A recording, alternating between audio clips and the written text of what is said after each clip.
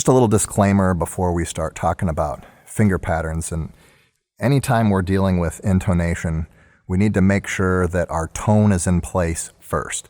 So if your players are not able to grip the string and activate the string and play with good tone, especially on the lower strings, the G string notes especially, none of this stuff that I'm about to tell you is going to make any difference. Okay, you got to get that tone sorted out first, and then we can start thinking about finger patterns. So I did two episodes in two different parts in season 1 on tone. Episode 1, which focuses on the right hand technique, and then episode 2, left hand technique. So if you're having trouble, maybe go through just the troubleshooting videos, or maybe just go through some of the demonstration videos and kind of figure out, what's going wrong and how to fix that before we can really start learning the finger patterns here and learning how to play in tune. The students have to have enough tone to where they can hear a characteristic sound and they can start to hear resonance in the sound in order to tune. Otherwise, it's pretty much impossible to do otherwise. So we got to start with tone, and then we can get into finger patterns. What I would recommend first is starting with the finger patterns on the G string. And for the most part, the finger pattern that we're going to use on the G string is going to be the minor pattern, the 1-2 pattern, or as it's called in String Explorer, the low finger pattern, which is B flat and F natural. We do deviate from this finger pattern. We do have some B naturals on the G string here at 28 because of the key change here. Measure 30 in second violins, but other than that, they're exclusively minor. So those are the exceptions to the rule. You may want to just go over 28 and 30 separately with your second violins, violas here, and your second violins here in 30. But for the most part, we have minor finger patterns on the G string, and that's where I like to start. So for everybody in the orchestra but basses, they're going to start on an open G, and they're just going to go up the minor finger pattern. You just hold G, the open string should lock everybody into pitch. Okay, and then we're going to go up a whole step to A. Okay, make sure everybody's A's are in tune. If they're not, check out my video on intonation, season 1, episode 3. But take your time, make sure everybody's got it in tune, then go up to the B flat, okay, then up to C, and then D, and then back down. And really your violins, violas really need to be using 4th finger D, because if you're not able to use 4th finger D for this stuff in Terra Nova, these tetrachords that start 4th finger D are all over the place. If your orchestra's not there yet, this is probably not the piece for that group, and you might want to pick something that's more appropriate. But 4th finger's got to be happening for this, and you need to practice it in your finger patterns. Okay, G, A, B flat, D, or C, and then 4th finger D, and then back down, C, B flat, A, G. Now basses are going to be a little different. Your bass players are going to play G on the E string to start off with, and they're in half position, and they need to learn this half position stuff right off the bat, because whenever they're playing on the G string, like right here in measure 5, they're playing D's and then low 1, okay, and then 4th finger for C, which is going to be in this pattern that you're going to teach them right now, okay, open A, of course, and then they can go back to first position here, but for all this B flat stuff, they got to be in half position. They start off G, 4th finger on the A string. Basses don't have any G's on the E string here, but that's okay. We're going to start them there anyway. 4th finger G, then open A, low 1, B flat, then 4th finger C, then open D. And they play right along with everybody else, and you got to make sure their patterns are in tune.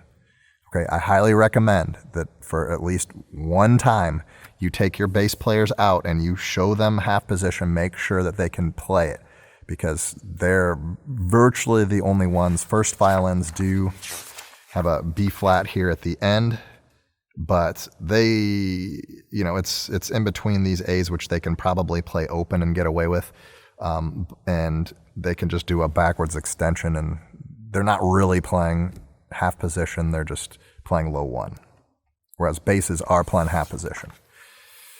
And that's a different animal. So if they've never played in half position before, and there's a good chance they haven't. You might want to take them out and work with them, make sure everybody understands what's happening. You don't want them to be playing low 1, B flat, and then second finger C, right? That's not going to be good.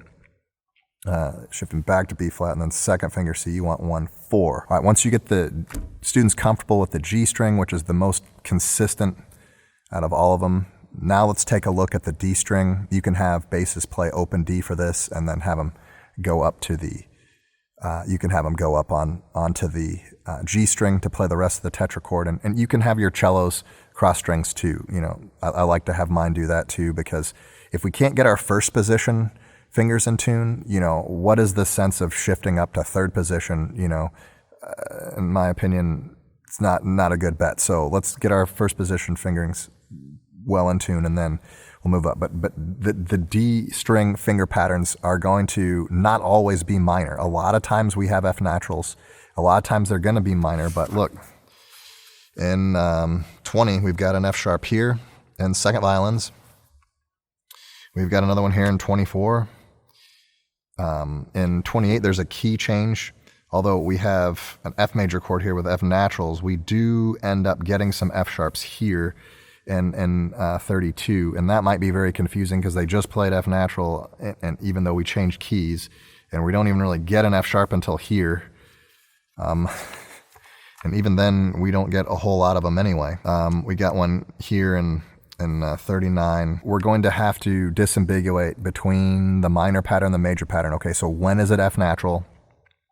And when do we play the low second finger? When is it F sharp? When do we play high second finger, or for cello's third finger?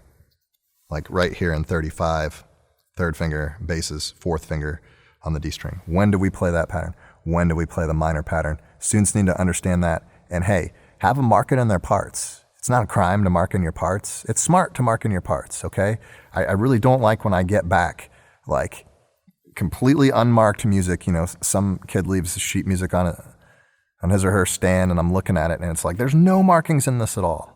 And that's almost borderline offensive to me. So that's why I like to do some bowing exercises on with pencils to start the class, just to make sure they have a pencil out and ready to go for rehearsal. A lot of this stuff would really benefit from doing some bow push-up exercises. You can do them this way, you can do them this way with a pencil, and that way it's like, hey, let's mark that F sharp. Hey, let's mark this F natural here in 43.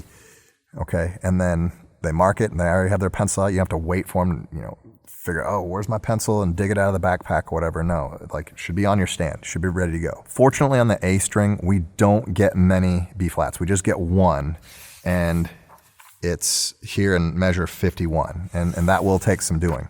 So you need to be aware of that. But the rest of the B's on the A string are B naturals. Well, except for the basses. The basses have B flats on the A string all the time, but we went over that half position stuff later. So for the A string stuff, for first violins, second violins primarily, we're going to have to learn both the major pattern with the C sharp and the minor pattern with the C natural, because we get them both.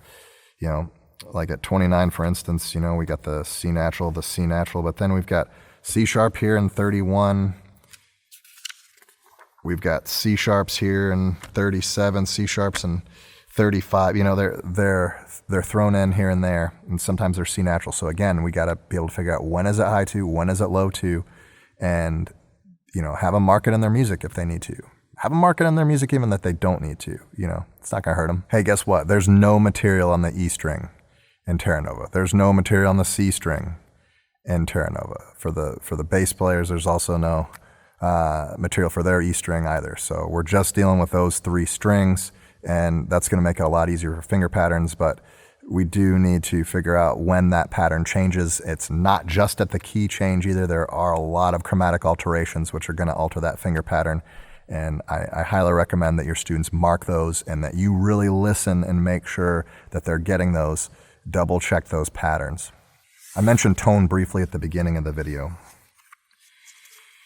And when we're playing, especially in a piano dynamic, and especially on some of these beginning level instruments, you know, where they're playing on fractional sized instruments and shorter strings that have shorter string length, a lot of these shorter strings, they'll sell you a pack of strings that are for, whatever, half-size violin, whatever, but they're not engineering these strings like this. And so you end up with like the G string on the violin or C string on the viola or cello that are just a regular G string or C string that haven't been engineered for that length, for that size. So sometimes on the G string, you get students that are playing on smaller instruments. If they start to use too much weight, it's really going to affect their pitch, and it's going to drop them and make them play flat.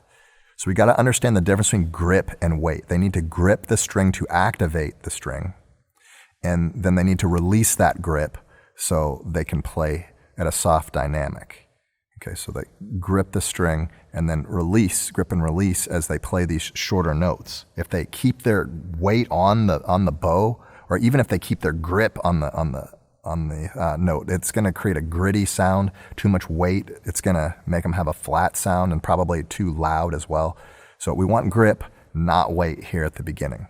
We want to grip the string, make sure that the string activates, and then we want to release that grip for the duration of the note. Now, if you're playing accents and you're having your students play weighted accents, and that additional weight is affecting the pitch, that's going to be a problem. You may want to think about using a little more bow speed instead. You may want to think about shortening the note values before the accents. So for instance, here in 19, you can shorten beat 2, have them play beat 2 a little shorter, and have them play the and a 3 a little shorter, so that these accents here will pop a little bit more. Sometimes that's a trick you can use, is just, mess with the note length, and sometimes that will create the accent for you if you can't do it with the weight because of the instruments. And a lot of middle school groups play this. A lot of middle school kids are tiny, and they don't, they can't get around on full-size instruments. So they're playing on fractional size instruments. You got to be able to accommodate them, or else this isn't going to sound as good as it could. With Terra Nova, everything is changing, and it's going to take a lot of reinforcement for the students to understand their finger patterns. It's going to take a lot of listening for you as the teacher, and don't accept that they're doing what they're supposed to do. Listen, maybe even go through the orchestra and look and see where their fingers are so you can see if they're doing what they're supposed to do, and stop them when they're not and make that correction. Make sure they're marking their parts. Make sure they understand the difference between C sharp and C natural, F sharp and F natural. It's going to be critical for this because it changes up quite a bit throughout Terra Nova. In the next video, we're going to be talking about phrasing and how to take Terra Nova and make it more musical and bring the life out of Terra Nova. There's a lot of orchestras that play way too loud and accent things that they're not supposed to accent. It takes away a lot of musical opportunities. So I hope you stick around for the next video where we talk about phrasing and how to make music out of Terra Nova. We'll see you next time.